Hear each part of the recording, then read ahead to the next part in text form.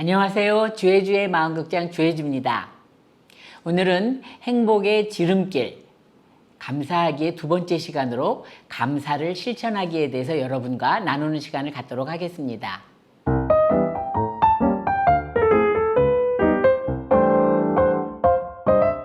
지난 시간 영상에서 감사하는 만큼 행복하다는 것을 나누었고요. 또 무시받는 것에조차 감사하는 발가락 피아니스트 류 웨이에 대해서도 나누었습니다. 이러한 감사는요, 우리의 삶이 완벽할 때 하는 것이 아니라 감사는 완벽하지 않은 우리 삶에서 시작되며 원하던 것을 비로소 얻었을 때 감사하는 것이 아니라 이미 가지고 있는 것에 대해 감사해야 하는 것입니다. 즉 어떤 면에서는 강박적이라고 할 만큼 감사할 필요가 있는데요. 이렇게 강박적으로 감사를 하게 되면 여러분도 많이 들어보셨을 성경 구절, 범사에 감사하라, 모든 일에 감사하라는 것이 가능하게 됩니다.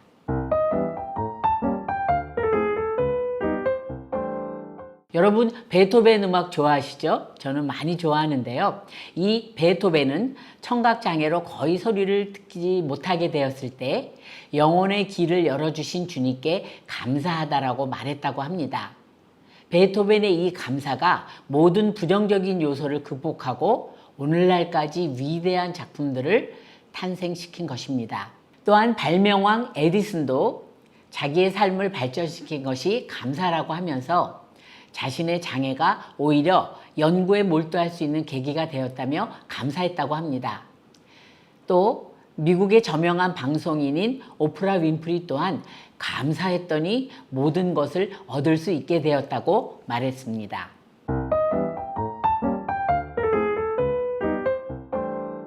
네, 아주 구체적인 방법을 여러분에게 말씀드리기 전에 우선 감사를 가져오는 기본 태도에 대해서 한번 살펴볼까 합니다. 우리는 우리에게 주어진 모든 것들을 너무 당연하게 여기는데 권리라고 생각했던 저 위에 계신 신의 선물에 감사하는 것이 방법입니다.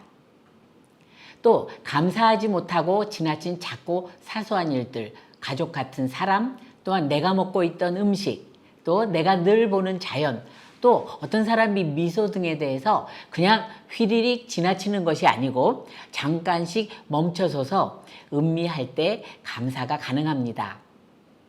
이처럼 우리가 이미 가지고 있는 것들에 대해 주의를 기울여 가치를 찾는 것이 바로 감사의 출발점입니다. 생활 속에서 모든 순간에 감사하고자 하는 마음을 일단 먹고 어떠한 상황에서도 지금 이 순간 내가 감사할 게 뭐지? 라고 생각하며 감사거리를 찾는 자세가 구체적인 방법에 앞서서 무엇보다 중요합니다. 여러분은 아침에 일어나면 맨 먼저 무엇부터 하세요? 저는 이석증을 몇 번 알았거든요. 근데 이 이석증이요, 잠에서 깰 때 일어납니다. 이석증이라는 게 방바닥과 천장이 완전히 이제 뒤집어지는 그런 증상을 말하는데, 그러니까 이렇게 이석증을 잠에서 깨면서 서너 번 알았던 저는 아침에 눈을 딱 떴을 때 천장이 천장에 있고 방바닥이 방바닥에 있으면 일어나서 감사합니다. 하나님, 오늘도 건강하게 눈 떠서 하루를 시작하게 해주셔서 감사합니다라고 기도합니다. 여러분은 식사할 때 어떻게 식사하시나요? 저는 식사하기 전에 음식을 먹을 수 있는 건강과 그 다음에 이렇게 편안한 주방과 그 다음에 음악을 들으면서 먹을 수 있게 해주셔서 감사합니다. 천천히 음미하면서 먹겠습니다 라고 감사기도 하고요. 또 다 먹고 나서는 음식을 잘 먹게 해주셔서 감사했다고 감사의 기도를 드립니다. 이렇게 식사 전으로 감사하는 것도 감사하는 방법 중에 하나겠죠. 그런가 하면 밤에 침실에 들어가 자기 전에 머릿속에 떠올리는 하루의 일과를 쭉 필름처럼 돌리면서 여러 사건에 대해서 감사하는 것도 저는 감사의 방법이라고 생각합니다. 이 외에 감사를 실천할 수 있는 구체적인 방법으로는 감사일기 또는 감사일지 쓰기, 또 감사 편지 쓰기 등이 있습니다.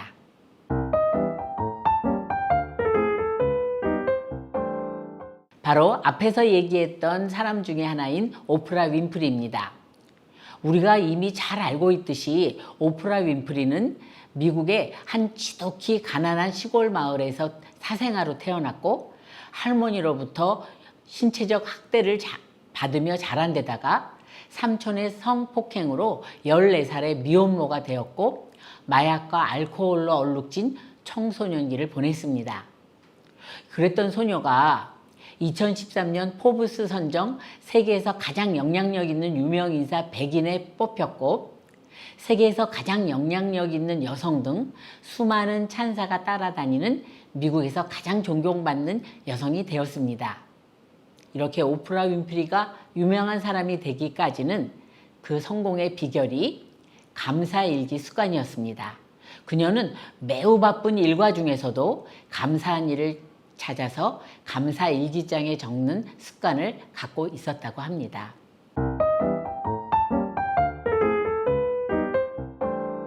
네, 오프라 윈프리의 감사일기 방법을 잠깐 소개하자면 한 줄이라도 매일 썼다고 합니다. 또 마지막 문장은 어떠해서 감사합니다로 마무리했다고 하네요. 또 그냥 감사합니다가 아니라 어떤 일에 대해서 구체적으로 감사합니다라고 썼고요. 또 긍정문, 뭐뭐 하지 않아서 감사합니다가 아니라 뭐뭐 해서 감사합니다라는 긍정문으로 감사를 했다고 합니다. 또한 우리가 지난 시간에 봤듯이 뭐뭐 때문에가 아니고 뭐뭐 덕분에 감사하다라고 썼다고 하네요. 그 외에도 사소한 거지만 우리의 감사일기 쓰는데도 도움이 되는 방법을 조금 더 나누자면 우선은 일기를 쓰는데 일기장이 너무 이뻐서 나도 모르게 그냥 손이 저절로 가서 한 줄이라도 쓰게 될 정도로 마음에 쏙 드는 일기장을 준비하는 것도 아주 좋은 방법 중에 하나라고 하네요. 또한 감사할 일이 생기면 이따 자기 전에 적어야지 라고 하지 않고 감사한 일이 생기면 언제 어디서나 그 즉시 기록을 했다고 합니다. 또한 거창한 것만 감사한다고 생각하기 쉬운데 일상의 아주 작은 것도 놓치지 않고 했겠죠. 예를 들면 변비가 있었는데 오늘은 아침에 가서 큰일을 잘 해결했다. 이런 것도 감사거리 중에 하나가 되겠습니다. 또 뭐 대통령을 만나서만 감사하는 것이 아니고 주변 사람들로부터 저 사람이 있기에 내가 있다라는 것을 생각하며 기쁨을 느끼는 것도 기록했다고 하네요. 또한 혼자서 할 적에는 작심삼일되기가 쉽습니다. 그래서 이런 감사일기를 쓸 때 친구와 같이 아니면 3, 4, 5 모여서 감사일기 모임을 만들어서 앞으로 쭉 계속할 수 있도록 모임을 만들었다고 합니다. 이런 방법을 좀 들으니까 좀 도움이 되시나요?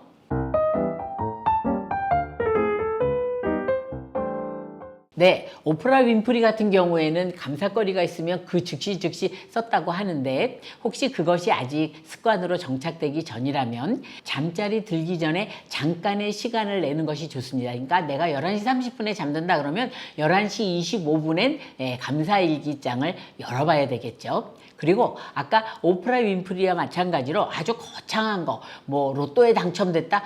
그거는 뭐 언제 당첨될지 모르니까 그거 기다리고 있단 감사일기 못 쓰겠죠. 그러니까 아주 사소한 사건서부터 굉장한 사건에 이르기까지 3가지에서 5가지 정도로 일기장에 적는데 만약에 3가지가 안 돼서 오늘은 나는 못 쓰겠다. 이것도 아니에요. 설사 3가지가 안 되더라도 1가지, 2가지만이라도 적는 것이 좋습니다. 또한 하루 동안 지냈던 시간 중에 좋았던 점들을 쭉 주마등처럼 떠올리면서 뭐뭐뭐뭐 해서 감사합니다 라고 쓰는 겁니다. 즉 이렇게 본다면 감사하는 마음만 있다면 형식에 너무 얽매일 필요는 없고요. 마음에서 우러나온 감정들을 차례대로 작성하면 됩니다. 감사일기를 쓰고 싶어 하시는 분들을 위해 제게 도움을 줬던 책 한 권을 이 시간에 소개하자면 초등학교 교사였던 양경윤 선생님이 쓴 한 줄의 기적 감사일기 2014년에 나온 책을 추천해 드립니다. 이 책에는 감사일기 작성하는 원칙과 또 구체적인 사례, 또 감사하려면 우선 감사거리가 있어야 될 거 아니에요? 그래서 감사함을 찾는 방법과 감사일기장 포맷까지 있어서 제가 이 책을 읽으며 감사일기 쓰는데 큰 도움을 받았습니다.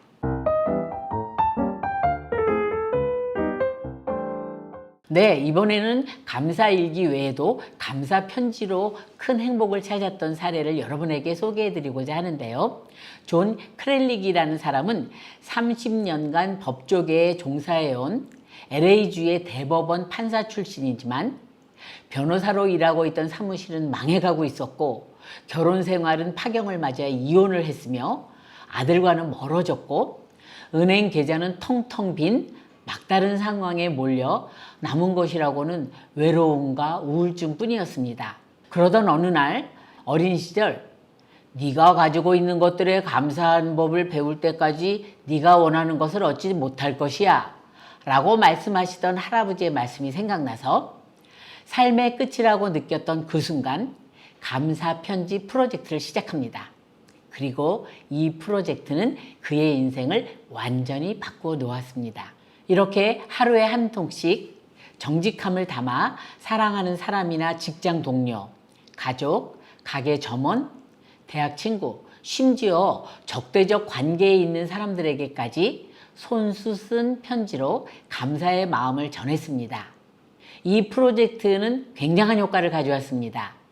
금전적인 이득에서부터 동료들로부터의 사랑 회복, 내적인 평화에 이르기까지 즉각적이면서도 다양한 변화가 일어나기 시작하고 드디어 그의 삶이 크게 변화되었습니다.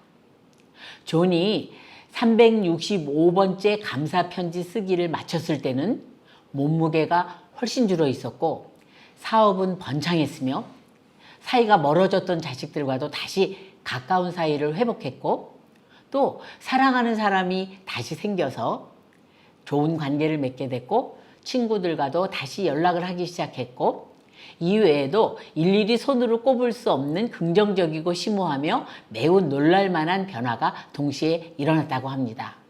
저는 혼자만 이런 변화를 가지고 있기 너무 아까워서 자신의 이 놀라운 경험을 모아서 365 땡큐라는 책으로 담았습니다.